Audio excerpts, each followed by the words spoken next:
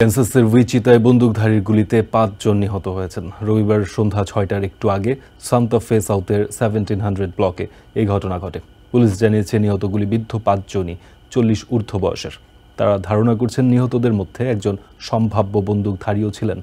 কমিউনিটিতে নতুন করে বন্দুক হামলার হুমকি নেই বলেও আশ্বস্ত করেছেন পুলিশ প্রধান জো সুলিভান। ক্যান্সাসের উইচিতায় ভয়াবহ বন্দুক হামলায় ৫ জন নিহতের ঘটনায় পুরো এলাকায় আতঙ্ক বিরাজ করছে। উইচিতা পুলিশ এক বিবৃতিতে জানিয়েছে তারা প্রথমে একজনকে গুলিবিদ্ধ অবস্থায় মৃত পেয়েছেন। আধা মাইল দূরে আরেকটি বাড়িতে গিয়ে ৩ জনকে গুলিবিদ্ধ অবস্থায় পান তারা। এরপরেই আশেপাশের এলাকায় তল্লাশি চালিয়ে একটি বাড়ির লিভিং রুমে আরো একজনকে মৃত অবস্থায় পাওয়া যায়, যাদের বয়স যথাক্রমে ৩৯, ৪২, ৫৫, ৬৭ ও ৬৮ বছর।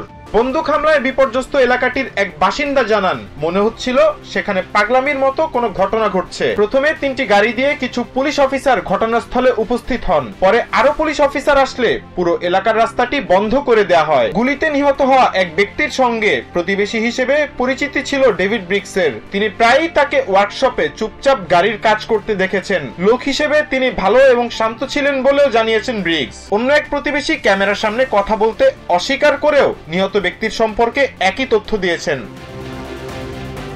পুলিশের মুখপাত্র অ্যান্ড্রু ফোর্ড এক বিবৃতিতে বলেন, গুলিবিদ্ধ হয়ে নিহত হওয়া ভুক্তভোগী একে অপরের পরিচিত। কমিউনিটিতে অন্য কোনো সন্দেহভাজন ব্যক্তি নেই। নিহতদের মধ্যে একজন সম্ভাব্য বন্দুকধারী হতে পারেন বলেও ধারণা করছে পুলিশ, যদিও তাদের তদন্ত এখনো প্রাথমিক পর্যায়ে। আশিকুল মাওলা আদর, TVN 24 news desk. New York থেকে সম্প্রচারিত TVN 24 টেলিভিশন বিশ্বজুড়ে বাঙালির কণ্ঠস্বর।